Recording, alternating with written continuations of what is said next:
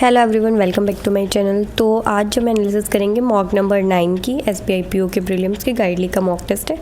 इसमें जो मेरा स्कोर रहा है दैट इज़ 59 और कट ऑफ भी 59 है, बिल्कुल एज पे है गाइस इस वाले मॉक टेस्ट में। तो और इसमें अगर आप लोग एनालिसिस की बात करो, परसेंटाइल जो रही है 87.53 है, ऑब्वियसली डाउन गई है, काफ़ी इंक्रीज़ करने की ज़रूरत है, लेकिन अप और डाउन तो होता ही रहता है, हमें सिर्फ अपनी कंसिस्टेंसी बना के रखनी है। इंग्लिश की वजह से काफ़ी डाउन गया है, इंग्लिश में आप लोग देख सकते हो 64.21 परसेंटाइल आई है, काफ़ी लो है, और स्कोर 18.25 रहा है। क्वांट्स की बात करें तो क्वांट्स में 19 स्कोर है, 85.39 परसेंटाइल है, रीजनिंग में 21.75 है और परसेंटाइल है 90.88।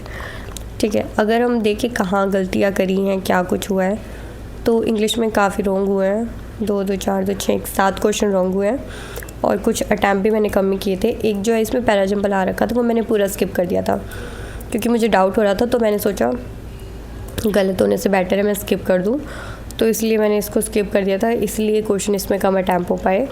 और फिर आरसी भी रह गया था, देख सकते हो आप लोग आरसी के इतने सारे क्वेश्चन तो मैंने बिल्कुल ही नहीं देखे हैं, और आरसी इजी था। मैंने बाद में इसका एनालिसिस किया ना, बहुत इजी आरसी था और आराम से हो सकता था। अब थोड़ा सा टाइम मैनेजमेंट करने की मुझे ज़रूरत है क्योंकि हर एक क्वेश्चन का मैंने बाद में री अटैम्प्ट मोड ऑन करके मैं एनालिसिस करती हूँ।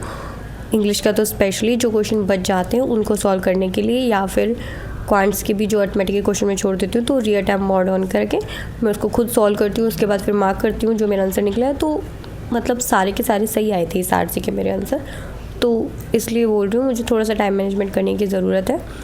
उसके अलावा क्या क्या हुआ था, ये क्लोज टेस्ट आया हुआ था, क्लोज टेस्ट में 2 क्वेश्चन रॉन्ग हुए हैं, एक मैंने स्किप भी किया है। उसके अलावा यहाँ पे मैंने फालतू में पता नहीं मैंने क्यों, मुझे लगा यहाँ पे प्रीफ्रेंस होता होगा, कस्टमर प्रीफ्रेंस, लेकिन कस्टमर प्रीफ्रेंसेस ही होता है क्योंकि कई प्रीफ्रेंसेस की बात कर रहे हैं हम यहाँ पे, तो नो करेक्शन नीडेड आना था। तो उसके अलावा यहाँ पे क्या बोल रखा है, सिर्फ फर्स्ट आना था। इसमें काफ़ी बार मेरी मिस्टेक होती है, लेकिन अब फिर भी थोड़ी बहुत इम्प्रूवमेंट हो रही है, सिर्फ एक रॉन्ग है। वैसे इसमें क्या होता है, मेरी काफ़ी मिस्टेक्स होती थी पहले, तो अब तो इम्प्रूवमेंट हो रही है। इसमें ये अरेंज करने वाले हैं, वर्ड्स को अरेंज करना था। देन ये फ्रेज रिप्लेसमेंट वाले हैं। देन फिर ये बहुत लंबे लंबे क्वेश्चन थे, इनको मैंने इसलिए स्किप कर दिया था, टाइम टेकिंग हो रहे थे, और एक इनमें से हटाना भी था, मतलब एक तो ऑड वन आउट था, उसके बाद इनको अरेंज करना था कौन सा ऑड वन आउट है, किसको हटा के क्या बन रहा है। लेकिन बाद में मैंने इनको बनाया ना, रिलैक्स माइंड के साथ हम बनाते ना तो बिल्कुल ईजिली बन जाता, लेकिन मॉक टेस्ट के हिसाब से जो है काफ़ी टाइम टेकिंग हो रहा था। बाद में तो इतना आराम से बन गया था, मैं यही सोच रही थी कि मैंने उस टाइम पे बनाया क्यों नहीं। और देखो आप लोग देख सकते हो मैंने 56 सेकंड दिए भी है इस क्वेश्चन को, फिर भी मैंने नहीं बनाया क्योंकि मुझे डाउट हो रहा था उस टाइम पे। उसके बाद एक आरसी के मैंने आप लोग दिखाई दिया, कुछ क्वेश्चन मैंने अटैम्प्ट किए, बाकी सारे जो हैं स्किप कर रखे हैं, बच गए थे। उसके बाद फिर एरर डिटेक्शन वाले, एरर डिटेक्शन ठीक हुए हैं, डबल फिलर 2 रॉन्ग हुए हैं, बाकी सब ठीक है। क्वांट्स की बात करें तो क्वांट्स में 2 DI दे रखी थी। सबसे पहले तो इलेक्ट्रिक डिवाइस दे रखे हैं, उनकी वैल्यू उनकी एवरेज वैल्यू दे रखी है, एवरेज वैल्यू, हाँ 2 से मल्टीप्लाई करना था, जो भी वैल्यू दे रखी है उसको 2 से मल्टीप्लाई करके लिखना था।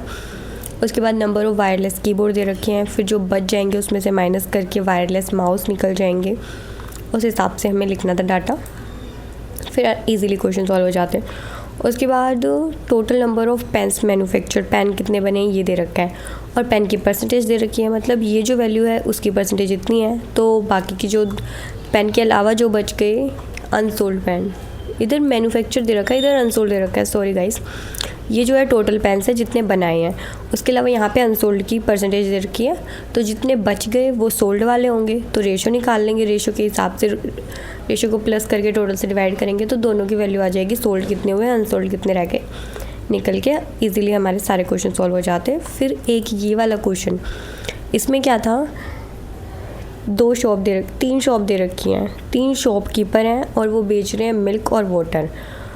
और इसमें मैंने क्या किया है, हाँ इसके तो सारे हो ही रखे हैं, 2 ही क्वेश्चन थे इसके ऊपर, मुझे लगा कि 2 से ज़्यादा होंगे, लेकिन 2 ही क्वेश्चन थे इसके ऊपर, बीच में फिर अर्थमेटिक आ जाती हैं।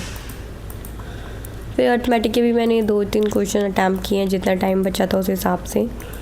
फिर हमारे कुछ इस टाइप के क्वेश्चन है क्वाड्रेटिक इक्वेशन के, और ये क्वांटिटी 1 स्टेटमेंट 1 स्टेटमेंट 2 वाले, तो ये भी इजीली हो गए थे। रीजनिंग की बात करें तो एक क्वेश्चन रॉन्ग हुआ है, रॉन्ग क्या हुआ है, 1 और 2, हाँ, इसमें मैंने मिस्टेक की थी। इसमें पता है मैंने क्या मिस्टेक की थी, यहाँ पे आर आ गया, यहाँ पे एस आ गया। इन्होंने कुछ बता रखा था कि आर या एस में कितने पर्सन हैं, ऐसा कुछ था। तो मैंने यहाँ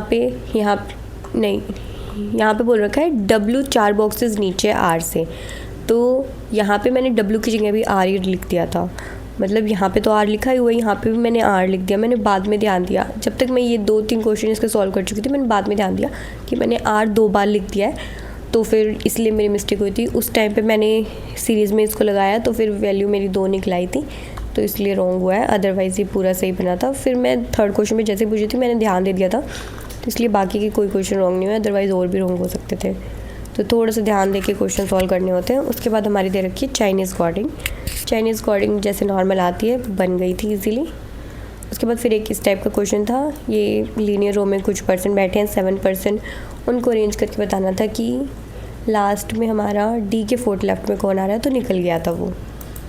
फिर 2 क्वेश्चन मैंने स्किप किए थे, 1-1 मार्क्स वाले, कि कितने नंबर ऑफ़ पेयर्स बन रहे हैं और मीनिंगफुल वर्ड वाला होगा।